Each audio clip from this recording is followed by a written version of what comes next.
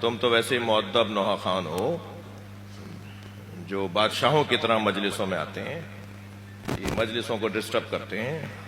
ہمیں حکم یہ ہے جہاں جگہ ملے وہاں بیٹھ جاؤ، اور ہم ایسے آتے ہیں کہ تو تم تو ویسے ہی مؤدب ہو، تمہاری وجہ سے تمہیں مجلس روکوں گا، لیکن مجھے تو بہرحال ارتضائی آپ موقع مل گیا ناصری کی گردن پہ چھری رکھ کے کہیں اور چلاؤں۔ صلوات پڑھیں ذرا محمد والے۔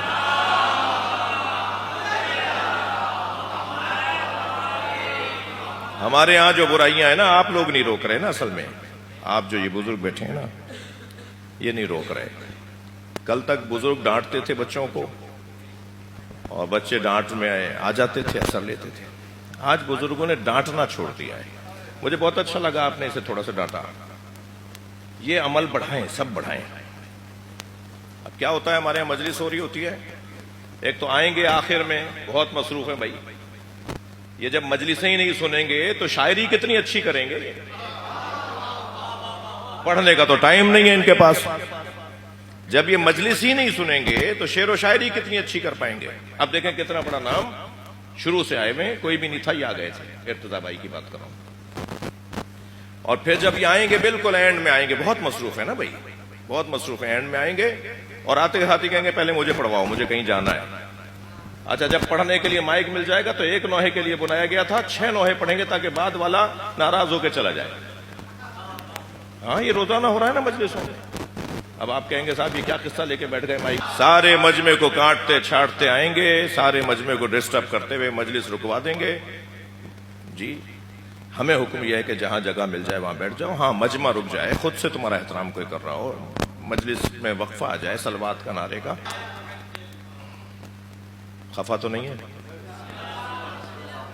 سب بسم اللہ نہیں کہہ رہے، کیا کروں؟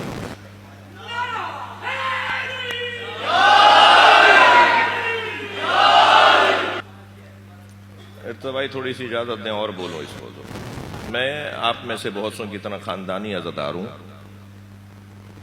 آبا و اجداد سے ماتمی اور عزادار گھرانہ ہے۔ مجلسوں کا جو روحانی اور معنوی رنگ ہے اس میں کچھ فرق پڑ رہا ہے۔ اس فرق پڑنے کی اگر 8-10 علتیں نکالیں گے تو ان میں سے ایک علت ہم ذاکرین کی بے توجہی ہے۔ ہم ذاکرین کو ہی ماحول بہتر رکھنا ہوگا اور مجلسوں کو مجلس ہی رہنے دیا جائے، مجلسوں کو جلسہ نہ بنایا جائے، مجلسوں کو کوئی تقریب نہ بنائی جائے۔ ٹھیک ہے، اس کا ایک تقدس ہے۔ ایک بہت بڑے حاضر سروس وزیر کے گھر کی مجلس میں پڑھا تھا اور ہر دوسرا بندہ وزیر اور سیکرٹری تھا۔ اسی اثنا میں ایک اپوزیشن لیڈر صاحب مجلس میں داخل ہوئے، ایک اسمبلی کے اپوزیشن لیڈر، اہل سنت تھے وہ۔ میں نے انہیں وہیں سے روک کے کہا، میں نے کہا یہ مجلس ہے، آپ کو جہاں جگہ مل رہی وہیں بیٹھ جائیے۔ وہ وہیں بیٹھ گئے جہاں جوتیاں تھیں۔ وہیں سے میں نے کہا، وہ ڈسٹرب سب اٹھتے ہیں ان کے لیے، میں نے کہا آپ کو جہاں جگہ مل رہی ہے، مجلس ہے، اس کا تقدس ہے۔ ٹھیک ہے، اور وہ وہیں بیٹھ گئے۔ مجھے بعد میں ہوا کہ شاید انہیں برا لگا ہوگا، تو جب میں ان کے قریب سے گزرا تو مجھ سے میں کچھ کہتا ہوں، انہوں نے خود ہی کہہ دیا کہ آپ نے صحیح کیا۔ ہم بچپن سے مجلسوں میں جا رہے ہیں، جوتیوں میں بیٹھنے کی ہمیں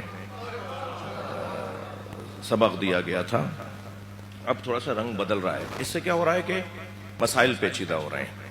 تو میں اپنے لیے نصیحت کر رہا ہوں، میں خود وہاں کے بیٹھ گیا تھا، اگر اس سے پیچھے مجمع ہوتا تو وہیں بیٹھتا، باتیں نہیں کر رہا صرف۔ اور ایک جگہ یہاں کی بات نہیں ہے، 50 جگہ کے قصے ہیں، ویڈیوز موجود ہوں گی، دیکھ لیں گے، اور یہ کسی کو دکھانے کے لیے نہیں، جو کہہ رہا ہوں اس پہ عمل بھی ہونا چاہیے۔ تو کوئی بات ناگوار نہیں گزرے گی۔ ایک صلوات پڑھ لیں محمد و آل محمد۔